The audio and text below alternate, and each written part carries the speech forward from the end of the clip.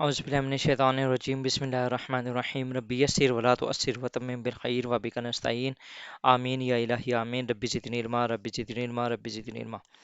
नाज़रीन, हमने US history को स्टार्ट किया हुआ था, लेकिन दरमियान में सीएचएस स्पेशल का एग्ज़ाम आ गया। मेरी मैक्सिमम कोशिश थी कि मैं ज़्यादा से ज़्यादा एसेस के ऊपर काम कर लूँ। एसेस की काफ़ी वीडियोस हमने बनाई, तो हम अपना जो यूएस हिस्ट्री का बकिया रह गया है सिलेबस, हम उसको कंटिन्यू करते हैं। हमने पहले जो ओवरऑल हिस्ट्री देखी थी, कॉलोनीज देखी थी, फिर उसके बाद हमने कॉन्स्टिट्यूशन देखा, हमने वार टू इंडिपेंडेंस देखी, किस तरीके से यूएस ने इंडिपेंडेंस हासिल की थी फ्रॉम ब्रिटिश।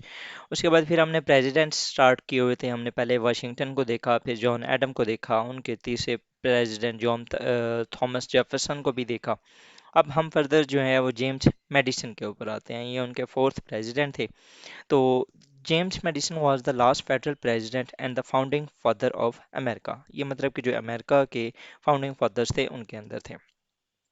इनके सामने कुछ चैलेंजेस थे, जिस तरह हर प्रेसिडेंट के सामने कुछ चैलेंजेस आए, वो हमने हर जो अपनी वीडियो थी उसके अंदर डिस्कस किया। तो जेम्स मेडिसन के भी कुछ चैलेंजेस थे। सबसे पहले इनका था ब्रिटिश फ्रांस राइवलरी। जिस तरह आपको आइडिया है कि ब्रिटिश और फ्रांस वो स्टार्टिंग से ही एक दूसरे के साथ लड़ रहे थे। तो जब यूएस की इमरजेंस होती है, तो उसके बाद फिर उनका जिस तरीके से कोल्ड वार वाला सिनेरियो होता है वो स्टार्ट हो जाता है। वो यूएस को यूटिलाइज करते हैं फॉर देयर आपसी जो उनकी जंग होती है, आपसी जो उनकी चपलिश होती है उसमें। ठीक है, तो ये जो मिलिट्री कन्फ्लिक्ट था, ये बहुत ज़्यादा इशू था for the United States of America under the leadership of James Madison. After that Hertford Convention, it was the second major hurdle, and this was the prereq of civil war, जो कि US के अंदर civil वार होती है, उसका ये प्रीरेक था। Mean के जो एक पहला स्टेप स्टार्ट हुआ था वो ये हर्टफोर्ड कन्वेंशन थी, जिसके अंदर नॉर्थ एंड साउथ की राइवलरी स्टार्ट हुई थी। ठीक है, तो इनके जो इश्यूज थे वो स्टार्ट हुए थे, और ये अल्टीमेटली जाके ख़त्म हुए सिविल वार के ऊपर, जब सिविल वार हुई और फिर उसके बाद दोबारा जो इंटीग्रेशन हुई थी यूएस की। उसके बाद economic recession and down turn ये भी होना स्टार्ट हो गया था बहुत ज़्यादा। जिस तरीके से मुख्तलिफ गवर्नमेंट्स जब आती हैं या जाती हैं, तो उनके दरमियान जो इश्यूज जनरेट होते हैं फॉर देयर इकोनॉमिक पर्सपेक्टिव, तो यही सिचुएशन उस टाइम जेम्स मेडिसन के दौर में भी थी। कन्फ्लिक्ट विद रेड इंडियंस, ये हमने पहले ही देखा था कि किस तरीके से जो रेड इंडियंस थे वो एक जंगजू कौम थी, तो वो हमेशा टफ टाइम दिया करती थी यूनाइटेड स्टेट्स ऑफ अमेरिका को। उसके बाद जी Red Stick War, Creek Civil War, Missouri and Maine, इनके जो मिजोरी कंप्रोमाइज हुआ था। उसके अलावा ये ना इश्यूज बहरहाल जो रेड इंडियंस के साथ इनके थ्रू आउट द हिस्ट्री चलते रहे हैं। उसके बाद जी वेस्टवर्ड एक्सपेंशन, ठीक है, ये भी चाहते थे कि इनका जो ओवरऑल गोल है वो भी अचीव हो जाए। और जिस तरीके से मैंने आपको पहले भी जो मैप है यूएस का वो बनाना दिखाया हुआ है, आज थोड़ा सा सही नहीं बना, लेकिन इसको बस आपने ना वो कर लेना है। सॉरी, ये सही नहीं बना। इसको अगर फॉर एग्जांपल मैं नेक्स्ट स्लाइड के ऊपर बना लूँ तो ये यूं होगा। ठीक है, तो क्योंकि ये तो 13 कॉलोनीज थी, ठीक है, और इस साइड पे जो है यूएस मूव कर रहा था, लेकिन अल्टीमेट जो इसका ऑब्जेक्टिव था वो यहाँ तक आना था। ठीक है, इस साइड पे अटलांटिक है, इस साइड पे पैसिफिक है।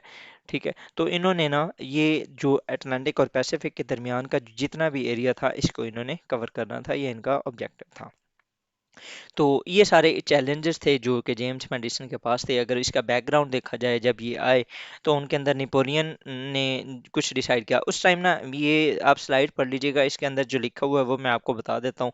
उस टाइम नेपोलियन जो आया उसने कहा कि अब ना मैं एक नया लॉ इन्फोर्स कर रहा हूँ, जिसके अंदर ये होगा कि जो फ्रांस के वाटर्स होंगे उनको यूएस जो है या उनको जो ब्रिटिश नेवी है वो उसको यूज़ नहीं कर सकेगी, या जो भी ब्रिटिश के साथ ट्रेड करेगा वो हमारे वाटर्स को इस्तेमाल नहीं कर सकेगा।